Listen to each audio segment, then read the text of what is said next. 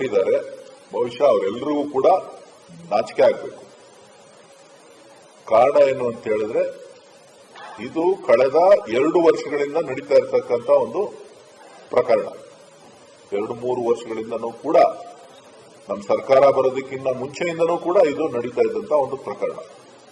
ಸೌಜನ್ಯ ಪ್ರಕರಣ ಇರ್ಬೋದು, ಬೇರೆ ಬೇರೆ ರೀತಿಯ ಆರೋಪಗಳೇನಿತ್ತು ಆ ಎಲ್ಲ ಆರೋಪಗಳು ಕೂಡ ಹಿಂದೆಯಿಂದನೂ ಕಳೆದ ಒಂದು 5-6 ವರ್ಷಗಳಿಂದ ನಡ್ಕೊಂಡು ಬಂದಂತ ಒಂದು ಆರೋಪ.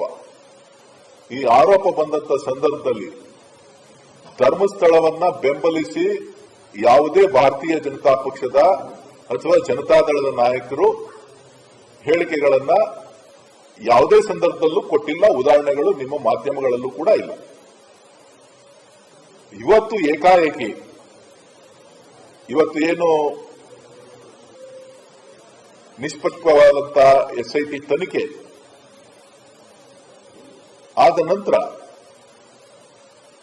ತನಿಖೆಗೂ ಮುಂಚಿತವಾಗಿ ಸನ್ಮಾನ್ಯ ಉಪಮುಖ್ಯಮಂತ್ರಿಗಳು, ಪಕ್ಷದ ಅಧ್ಯಕ್ಷರು ಧರ್ಮಸ್ಥಳದ ಶ್ರೀ ಕ್ಷೇತ್ರದ ಬಗ್ಗೆ ರಾಜಕೀಯ ಮಾಡುವಂತ ನಮ್ಮ ಅವಶ್ಯಕತೆ ಇಲ್ಲ.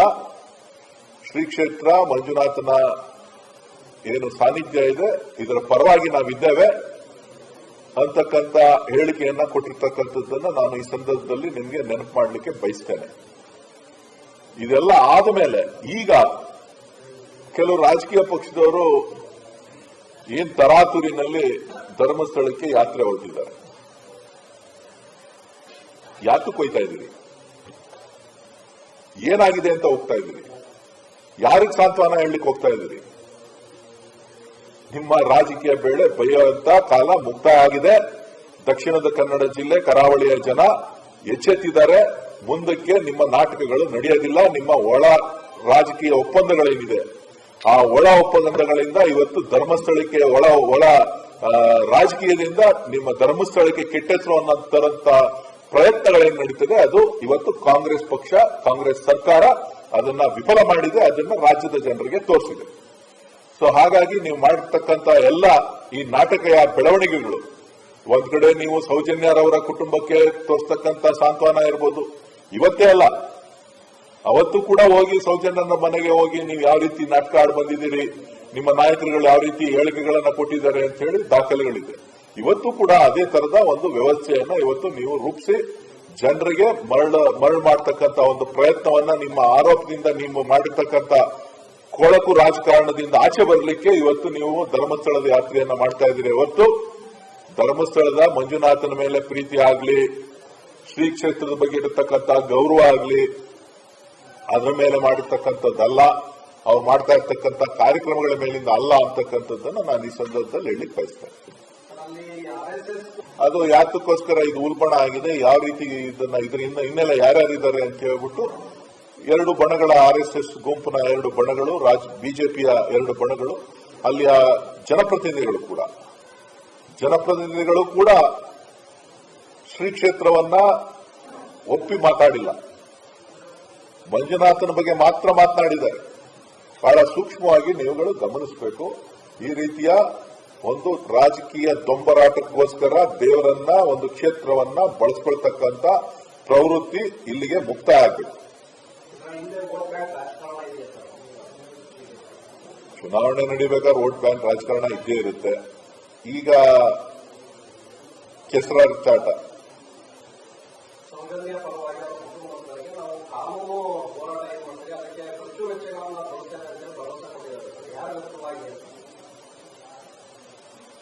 ಅದನ್ನ ಅವ್ರನ್ನೇ ಕೇಳಬೇಕು. ಯಾತಕ್ಕೋಸ್ಕರ ಸೌಜನ್ಯರವರಿಗೆ ಖರ್ಚು ವೆಚ್ಚವನ್ನ ಭರಿಸ್ತೀರಿ, ಏನು ಬರ್ಸೋದು ಸಂತೋಷ. ಇದು ಇವತ್ತು ಹೇಳಿಕೆ ಕೊಡ್ತಾ ಇರೋದಲ್ಲ, ಅವತ್ತು ಹೇಳಿಕೆ ಕೊಟ್ಟಿದ್ದೀರಿ. ಅವತ್ತು ಕೂಡ ಏನೋ ಹೋಗಿ ಹೇಳ್ಬಿಟ್ಟು ಬಂದಿದ್ದೀರಿ. ನಿಮ್ಮ ರಾಜಕೀಯ ನೆನಪುಗಳು ಕಡಿಮೆ ಇರಬೇಕು ಅಂತ ಕಾಣಿಸ್ತದೆ. ಹಿಂದೆ ಏನೇನು ಹೇಳಿದಿರಿ ಅದನ್ನೆಲ್ಲನೂ ಕೂಡ ದಕ್ಷಿಣ ಕನ್ನಡ ಜಿಲ್ಲೆಗೆ ನಿಮ್ಮ ಏನು ಒಂದು ರಕ್ತದಾಹ ಇದೆ ಅದನ್ನ ನಿಲ್ಲಿಸಿ, ರಾಜಕೀಯಕ್ಕೋಸ್ಕರ ರಕ್ತದಾಹವನ್ನು ನಿಲ್ಲಿಸಿ ಶ್ರೀ ಕ್ಷೇತ್ರದ ಪಾವಿತ್ರತೆಯನ್ನ ಉಳಿಸ್ಕೊಳ್ಳುವಂತ ಪ್ರಯತ್ನವನ್ನ ಮಾಡಿ.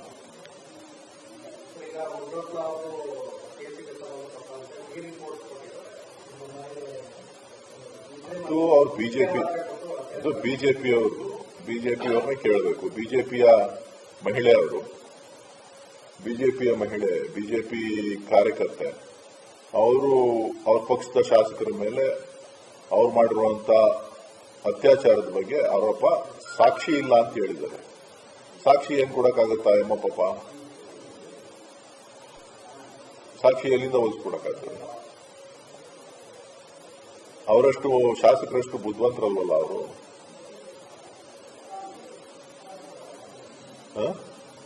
ಸೊ ಹಾಗಾಗಿ ಅದು ಬಿಜೆಪಿಯವ್ರಿಗೆ ಸಂಬಂಧಪಟ್ಟಂತ ಕೇಸೇ ಹೊರತು ನಮಗೆ ಸಂಬಂಧಪಟ್ಟಂತ ವಿಚಾರ ಅಲ್ಲ.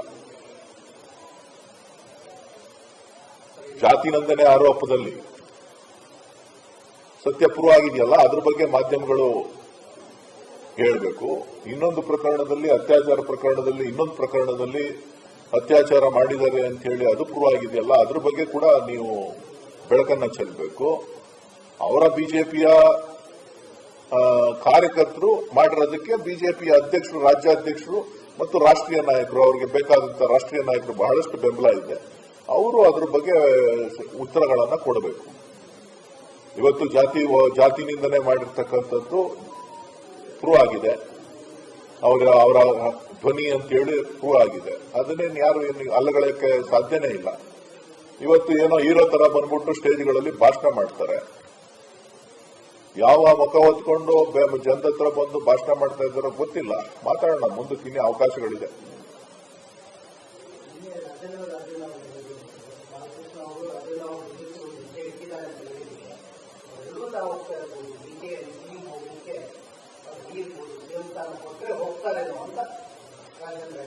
ನನಗೆ ಗೊತ್ತಿಲ್ಲ. ರಾಜಣ್ಣ ಅವರು ಹಿರಿಯ ನಾಯಕರು, ರಾಜೇಂದ್ರನು ಹಿರಿಯ ನಾಯಕರು, ರಾಜಣ್ಣ ಅವರು ಬಹಳ ದೊಡ್ಡ ನಾಯಕರು, ರಾಷ್ಟ್ರೀಯ ನಾಯಕರು. ಅವರು ಏನೇನಿದೆ ಮಾಹಿತಿ ನನಗೇನು ಗೊತ್ತಿಲ್ಲ. ಅವ್ರೇನ್ ಹೇಳ್ತಾರೋ ಅದಕ್ಕೆ ಉತ್ತರವನ್ನು ಕೊಡಲಿಕ್ಕೆ ಪಕ್ಷದ ವರಿಷ್ಠರು, ಮಾನ್ಯ ಮುಖ್ಯಮಂತ್ರಿಗಳು, ಪಕ್ಷದ ಅಧ್ಯಕ್ಷರು, ಎಐಸಿಸಿ ಅಧ್ಯಕ್ಷರು, ಪ್ರಧಾನ ಕಾರ್ಯದರ್ಶಿಗಳು ಅದಕ್ಕೆ ಉತ್ತರ ಕೊಡ್ತಾರೆ. ನಾನೇನಲ್ಲ. ಪಿತೂರಿ ಮಾಡಕ್ ಯಾರು ಜನನೇ ಇಲ್ಲ. ಪಿತೂರಿ ಮಾಡಕ್ ಜನ ಇಲ್ಲಿದ್ದಾರೆ. ಸೆಪ್ಟೆಂಬರ್ ಕ್ರಾಂತಿ ಅಂದ್ರೆ ಸಿಎಂ ಸ್ಥಾನಕ್ಕಾಗಿ ಬಿಜೆಪಿಗೆ ಹೋಗುವುದು ಗೊತ್ತಿಲ್ಲ ರೀ. ಅವರಷ್ಟು ತಿಳುವಳಿಕೆನೂ ಇಲ್ಲ, ನಮ್ಮ ಹತ್ರ ಜನಸಂಖ್ಯೆ ಬೆಂಬಲನೂ ಇಲ್ಲ. ಗೊತ್ತಾಯ್ತಲ್ಲ, ನಮಗೆ ಇರ್ತಕ್ಕಂಥದ್ದು ಕಾಂಗ್ರೆಸ್ ಪಕ್ಷ. ಕಾಂಗ್ರೆಸ್ ಪಕ್ಷದ ಕೆಳಗಡೆ ನಾವು ಕೆಲಸ ಮಾಡ್ತಾ ಇದ್ದೇವೆ.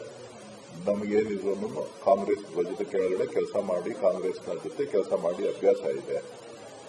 ಉಳಿದದ್ದು ಅವರು ಬಿಟ್ಟಿದ್ದು.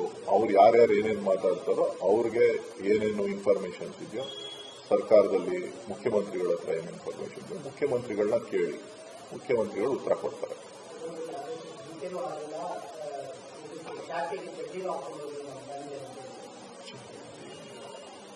ನಾನು ಮಾತಾಡಬೇಕು ಅಂದ್ರೆ ಬಹಳ ವಿಚಾರ ಇದೆ, ಮಾತಾಡಕ್ ಹೋಗೋದಿಲ್ಲ ಬಿಡಿ.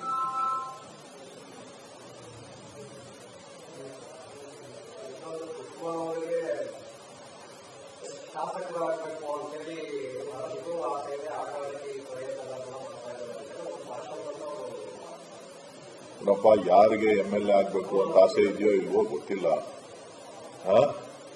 ಮುನಿರತ್ನಂತೂ ಇದೆಯಲ್ವಾ, ಹಂಗನ್ಬಿಟ್ಟು ಮುನಿರತ್ನ ಬಿಟ್ಬಿಡಾಗಾಯ್ತದ ಫ್ರೀಯಾಗೆ? ಮುನಿರತ್ನ ಮಾಡಿರೋ ಎಲ್ಲ ಅವ್ಯವಹಾರಗಳು, ಅಪಪ್ರಚಾರ, ಏನೇನು ಚಾತುರ್ಯಗಳು ಏನ್ ಮಾಡಿದಾರಲ್ಲ, ಅದನ್ನ ಯಾರು ಮಾತಾಡಬಾರ್ದ? ಯಾರು ಮಾತಾಡಬಾರ್ದ? ಏನ್ರಿ, ಒಕ್ಲಿಗರು ತಾಯಿನ ಕರೀತಾರೆ, ಒಕ್ಲಿಗರು ಹೆಂಡತಿನ ಕರೀತಾರೆ, ದಲಿತರನ್ನ ಹೀಯಾಳಿಸಿ ಮಾತಾಡ್ತಾರೆ.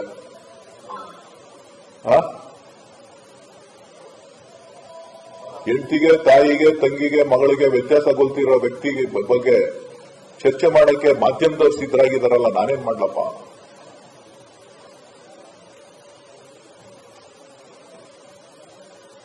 ತಾಯಿಗೆ ವ್ಯತ್ಯಾಸ ಗೊತ್ತಿಲ್ಲ, ಹೆಂಡತಿಗೆ ವ್ಯತ್ಯಾಸ ಗೊತ್ತಿಲ್ಲ,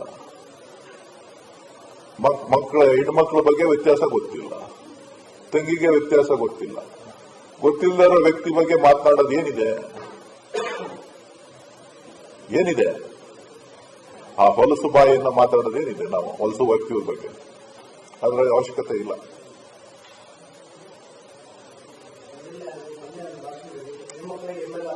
ಚುನಾವಣೆ ಬಂದಾಗ ಮಾತಾಡೋಣ ಬಿಡಪ್ಪ, ಈಗ ಯಾಕೆ ಅದನ್ನೆಲ್ಲ ಮಾತಾಡಕ್ ಹೋಗ್ಬೇಕು? ಚುನಾವಣೆ ಬಂದಾಗ ಮಾತಾಡೋಣ. ಎಲ್ಲ ಮಾತಾಡೋ ಟೈಮ್ ಇನ್ನ ಇದೆ. ಏನೇನ್ ಬೇಕೋ ಮಾತಾಡ್ತಾ ಇರ್ಲಿ, ಅದನ್ನೆಲ್ಲ ಚುನಾವಣೆ ಬಂದಾಗ ಮಾತಾಡ್ತೀನಿ. ಈಗ ಯಾಕೆ ಮಾತಾಡಕ್ ಹೋಗ್ಬೇಕು?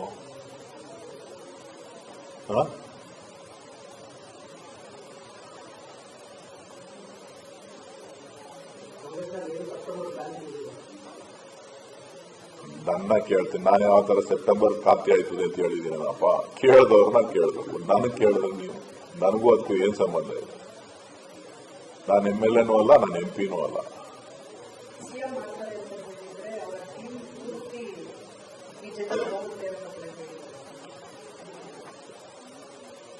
ನೋಡ್ರಿ, ನಾವು ಕಾಂಗ್ರೆಸ್ ಪಕ್ಷದಲ್ಲಿ ಇದ್ದೀವಿ. ಕಾಂಗ್ರೆಸ್ ಕಾರ್ಯಕರ್ತರ ಕೆಲಸ ಮಾಡ್ತಾ ಇದ್ದೀವಿ. ಅನೇಕ ಬಾರಿ ಸ್ಪಷ್ಟಪಡಿಸಿದ್ದೀವಿ ಕಾಂಗ್ರೆಸ್ ಪಕ್ಷದ ನಮಗೆಲ್ಲ ಅಂತೀವಿ. ಬೇರೆಯವರ ಹೇಳಿಕೆಗಳಿಗೆ ನಾವು ಉತ್ತರ ಕೊಡೋ ಸ್ಥಿತಿನಲ್ಲಿ ಇಲ್ಲ.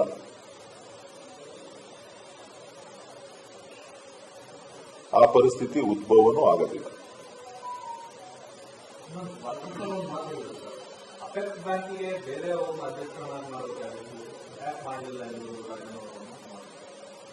ಅದು ಮುಖ್ಯಮಂತ್ರಿಗಳು ಗಮನಿಸ್ತಾರೆ.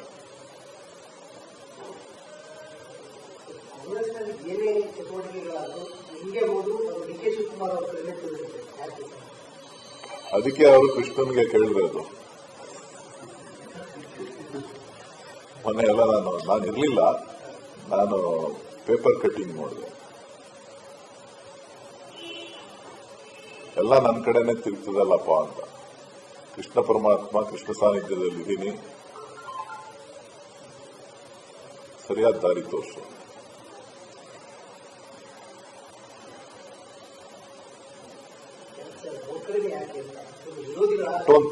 ಅಷ್ಟೊಂದು ಪ್ರೀತಿ ರೀ ಎಲ್ರಿಗೂ ಒಳ್ಳೆ ಚೆನ್ನಾಗಿರ್ತಾರೆ. ಪ್ರೀತಿ ವಿಶ್ವಾಸ ಜಾಸ್ತಿ.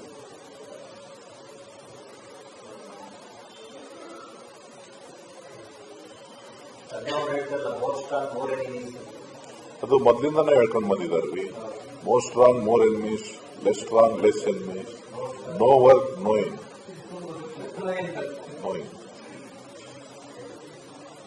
ಇವತ್ತಿಂದ ಹೇಳ್ಕೊಂಡು ಬಂದಿಲ್ಲ. ಅವರು ಸುಮಾರು ಒಂದು 10-15 ವರ್ಷದಿಂದನೂ ಇದನ್ನು ಹೇಳ್ಕೊಂಡು ಬರ್ತಾನೆ ಇದ್ದಾರೆ. ಅವ್ರ ಪಾಲಿಸಿ ಏನು ಮಾಡೋಕ್ಕಾಗಲ್ಲ.